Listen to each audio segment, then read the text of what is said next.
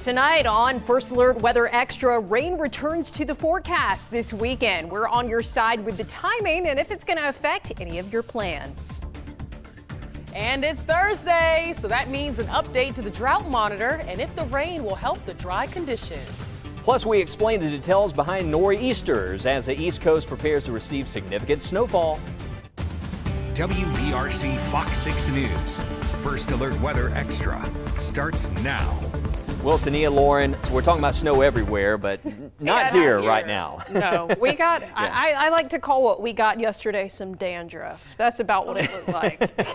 Yeah, we had a couple, very impressive. Just a couple of flurries, but we did manage to spot a few snow flurries out there. But we have some rain on the way. We've got a lot to talk about here tonight, including a First Alert Weather Day for early next week. Let's get into the next big thing, and here it comes, another system. Check out the view from space. It's going to be bringing rain. That's it. It's going to be moving in here later tomorrow. Looks like around 4 o'clock to 5 o'clock. We're going to see some of that wet weather spreading in across West Alabama. Temperatures at this hour close to freezing right now. We're down to 33 at Haleyville. Areas to the south from Demopolis to Marion, Brent, and over towards places like Wilsonville and Calera. I think by tomorrow morning we're going to see some upper 20s again. So it's going to be another cold start. We have had some cold nights this season so far, and tomorrow morning we had temperatures as low as 22 degrees according to our First Alert weather watchers earlier today. So here's what we're expecting tomorrow morning. 26 around Hamilton, Gadsden. You can see Alabaster 28, Clanton 28 degrees, and 29 in Rockford. So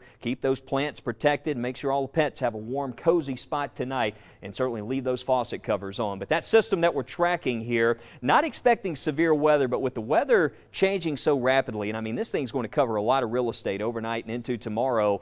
We're going to see the pressure gradient start to tighten up, so that's going to drive those winds out of the southeast tomorrow. I think we could see some gusts over 15 miles per hour, but just a breezy day. Plan for that. It's going to add to the chill, although the temperatures tomorrow will rise into the 50s. But you can see that rain starts to move in for tomorrow evening. There's 6 p.m. We'll take it to 10 o'clock. And it looks like by that point we're seeing rain across East Alabama. So a lot of wet weather, and this is mostly for tomorrow night. We're going to see this rain tapering off early on Saturday and then dry for the rest of the weekend until next week when we have a First Alert Weather Day. We're going to talk about that First Alert Weather Day coming up in weather. And right now I want to head over to meteorologist Lauren Linehan. And Lauren, kind of an interesting setup earlier today because we did have some reports of freezing fog if you checked in with Matt and Mickey earlier today. So we want to head over to meteorologist Lauren Linehan to kind of break down and explain her on what freezing fog is all about.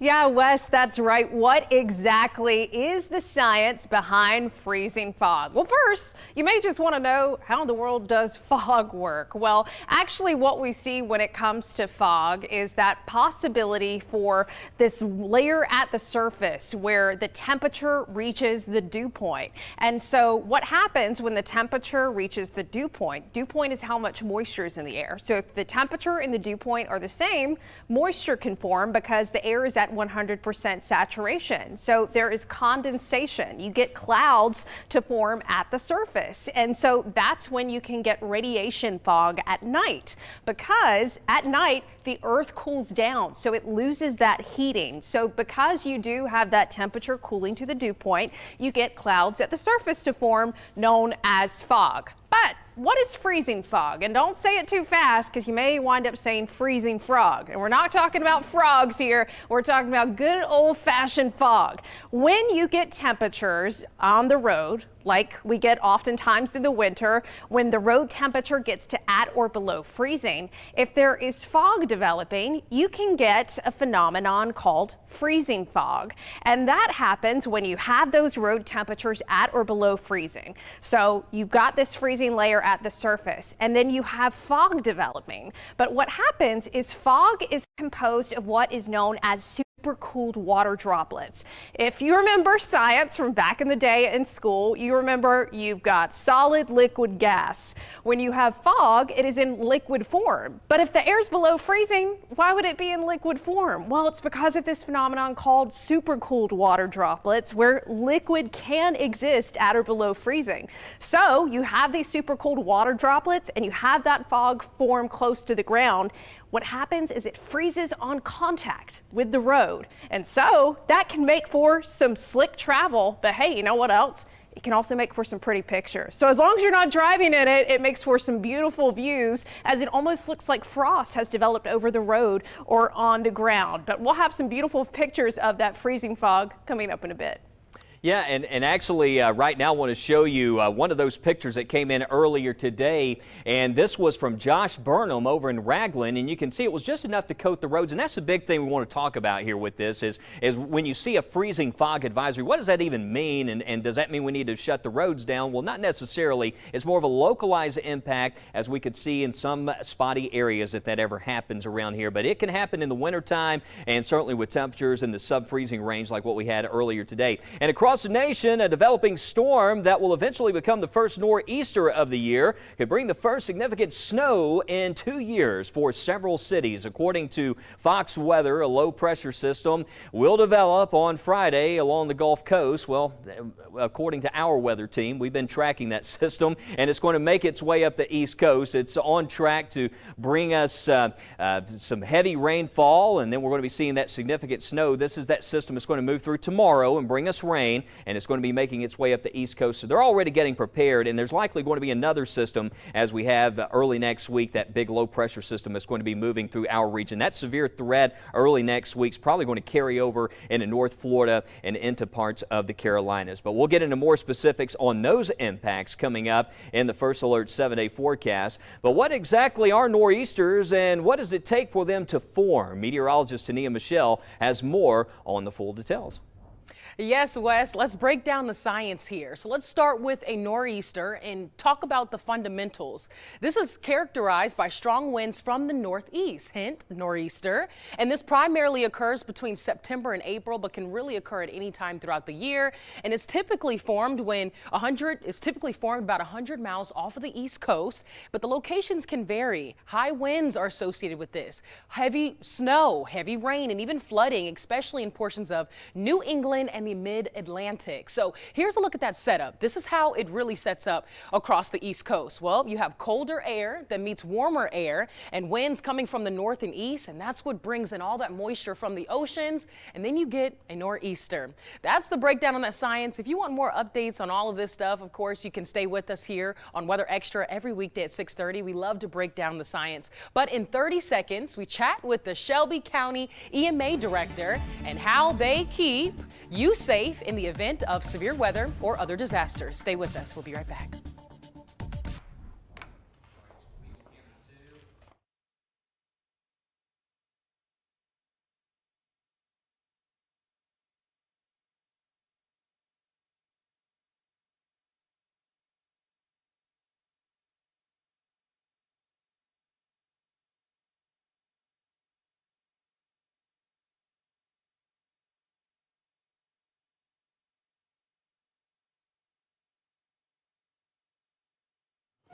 All right, welcome back in. First Alert Chief Meteorologist Wes Wyatt here on Weather Extra, and we're joined now by the director of the Shelby County EMA, Michael Asdell. And so great to have you here. And we've had the grand tour, the First Alert Weather Center here today, but great to have you. It's good to be here, Wes.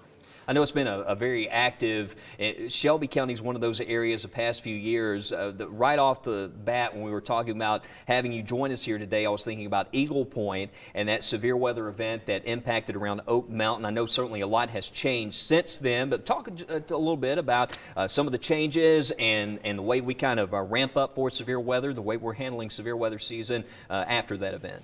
Well, one of the things that we do is we interact with our stakeholders a lot. And we discuss with like the school boards, our highway department, law enforcement and fire departments in the impacted areas.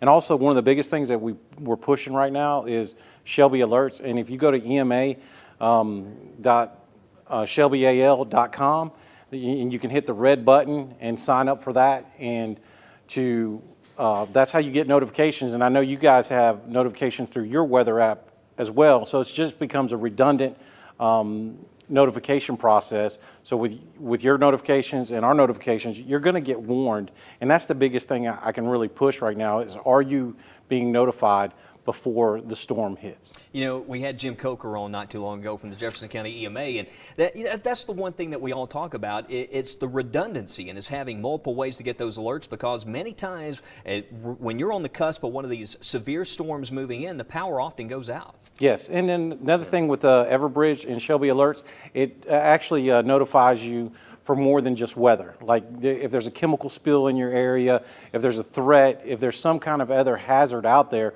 or disaster going on, we'll send out an alert. And so it's important to sign up for that.